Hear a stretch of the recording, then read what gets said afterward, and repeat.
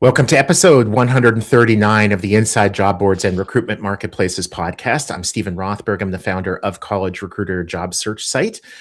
Looking forward to today's conversation. For those outside the US, you might not know it, but it is our nation's 250th anniversary this year, and we have a guest who is joining us from one of our nation's earliest capitals.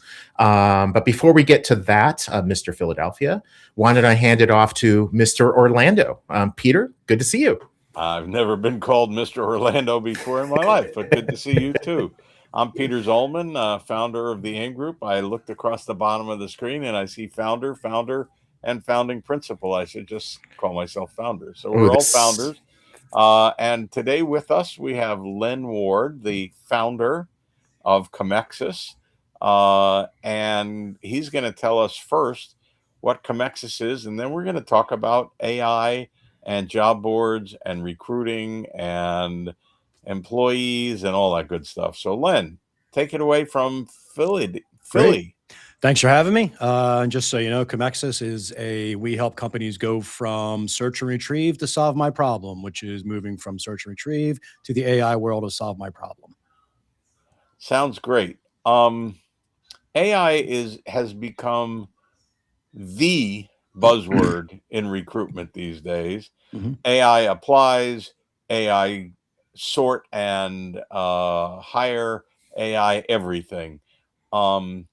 And it's becoming both a wonderful tool and a pain in the neck. I mean, it's awful.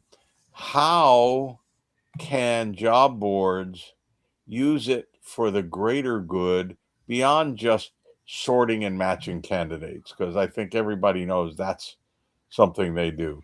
How do they do it?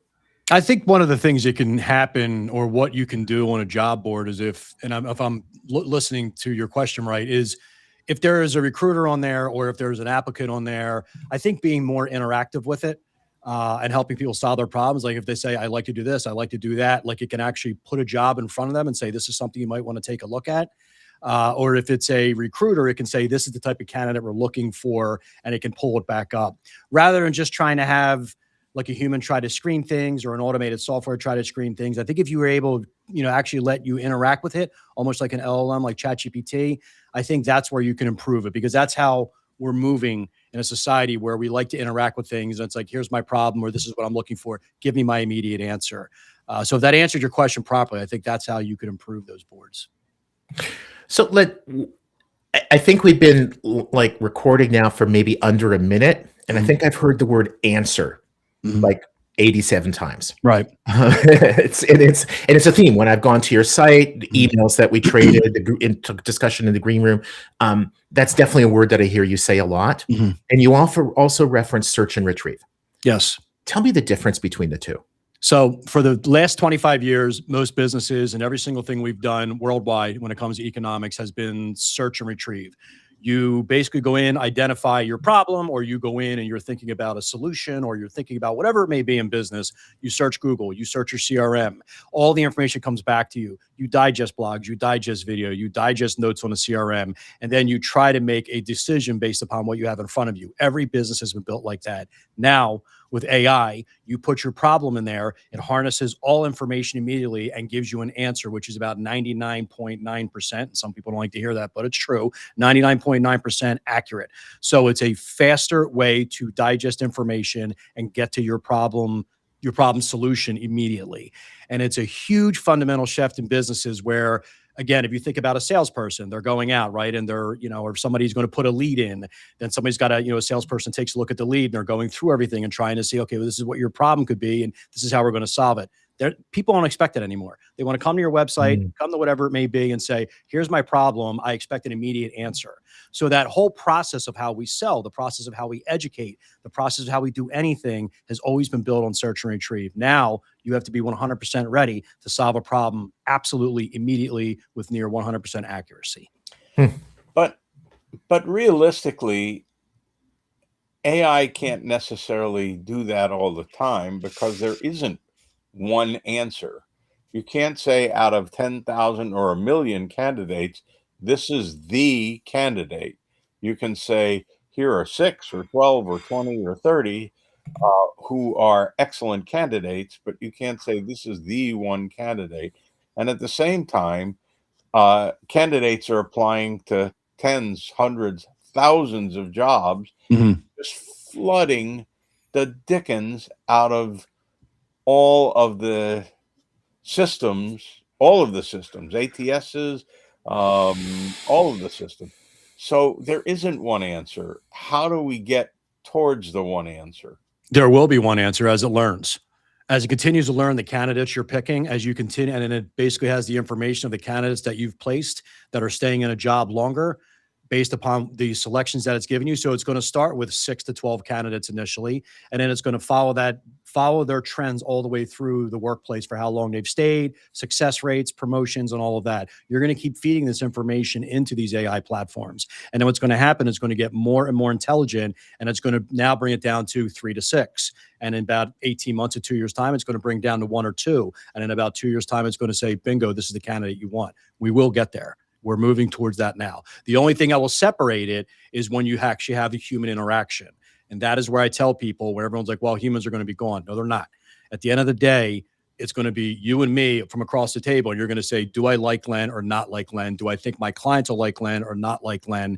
And that's what the ultimate decision will be. And even that data will be recorded, because all rooms will be AI recorded, and it'll harness that data and say, this is the type of personality we're looking at. So yes, that is the one thing I would say within short amount of time, AI will be able to nail a candidate pretty quickly. So when you say that that humans will not be gone, I think we can all agree that there would be some humans that we wish would be gone. Sure, but that's a topic for a different podcast. Sure. Probably more of a political one. Yeah. Maybe a sports one, depending if you're like an Eagles fan or not. Yeah, we can get rid of the Dallas fans right away. But anyway, go ahead. Bingo. There you go. I think we can all agree on that.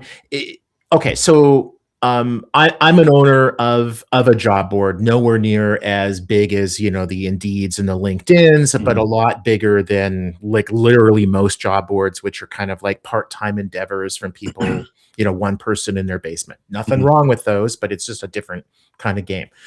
If we're looking to invest in AI to move from search and retrieve to answers, do we start on the candidate side for the candidate experience? Do we start on the employer experience? Because our industry sites in our category are cash strapped.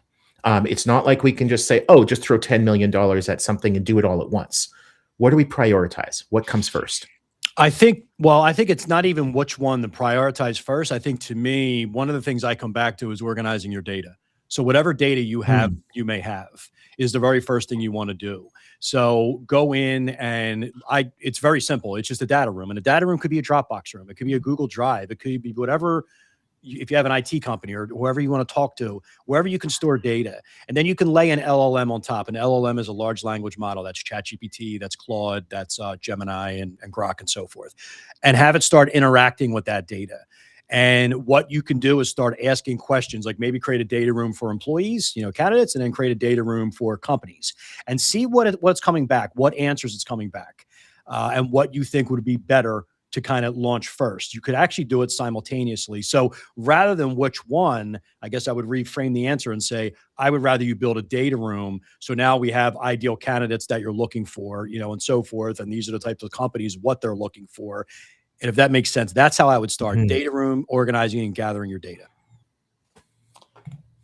And how can employers, companies / job boards use AI to overcome the AI generated problem of bazillions of resumes, CVs, applications, all coming in the second they post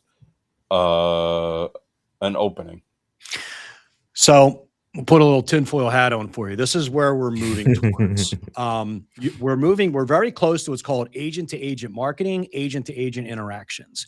So what you're going to start seeing these companies do is a bit of a forecast for you, is the company, we'll call it John's company, right? John's Corporation is going to have an agent, and that agent's entire job is just to automatically sift through every single resume that's coming in. Indeed or whatever one it may be, the college recruiter, whatever it may be, is going to have their own board. They're going to have their own agent, and they're going to start putting agents in front of you. What's going to happen are these two agents are going to interact with no human action whatsoever. They're both going to communicate and talk, even though every single thing is AI, and they're going to look through everything. And then this agent's going to pass over 6 candidates. That agent's going to run through those 6 candidates and say, all right, we want you to interview these 3 candidates. So that the agent to agent is coming, and the person who's manually sorting through stuff, that's almost nearly wrapped up. That's within the next 18 months, that'll be gone. There's a lot of legislation coming down, particularly in the hiring area regarding AI, and the ability of job boards and employers to use AI, both in Europe and in the States, and to audit what the AI does, which right now seems to be a bit of a black box. And to determine, how they're avoiding bias, avoiding difficult issues, and still producing the right candidates. How do you think that is going to affect use of AI? It's going to affect it dramatically. I've always been long in the camp, and this doesn't mean I'm literally as independent as it gets when it comes to politics. I think we're going to move to a part in our country where you're going to be hired based upon what you can do. That's just it. And I think AI is going to look through that and say, we have to hire the best available candidate for a business, because jobs may get a little scarce. Business may get a little scarce. I am not saying that we should be discriminatory in any capacity, because that's wrong. I am not saying that we should not hire candidates based upon certain things. But as the business world gets a little tighter, and as jobs may get a little tighter, I think we're going to start looking at the world of, we're going to hire based upon what this person can do, not other factors. I know that may kind of veer off a little bit, be a little controversial, and I don't mean it to be. I just think that if you look at where business is headed, less jobs, less stream, it's going to be, we got to hire the best available candidate. Now, can there be layers put in? Because we are making sure that we our diversity is right at companies, which I do believe in, and there's certain things that we have to keep in place. Yes, you can have AI go in there and do that.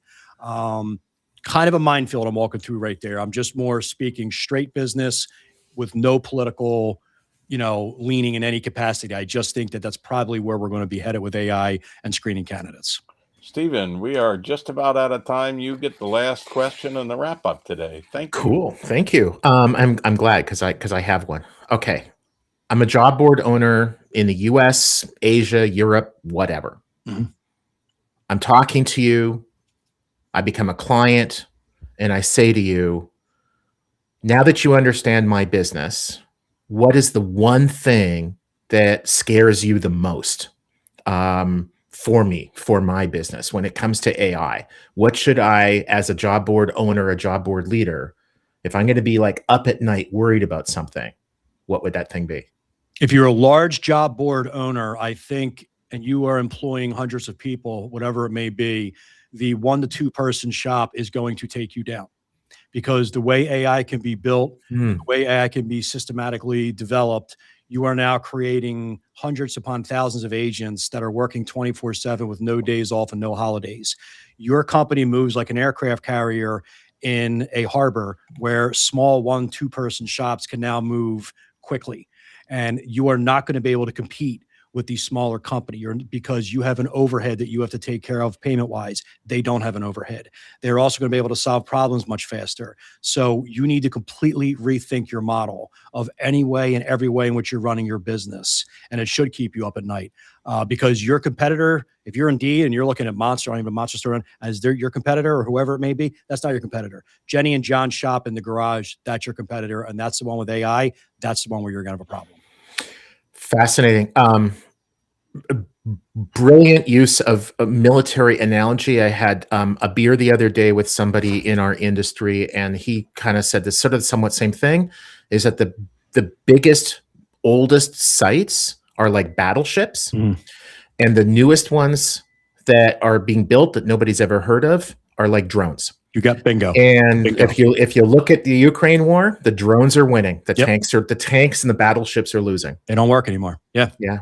Cool. Hey, and the drones have been winning on this podcast too, Stephen. Don't know what that means, where it came from, but who knows? On that note, Len, We thank you are so much. Overtime, so we will wrap up here. Thank you, Len. Stephen, as always, a pleasure. And Thank you. And happy birthday, America. Yep.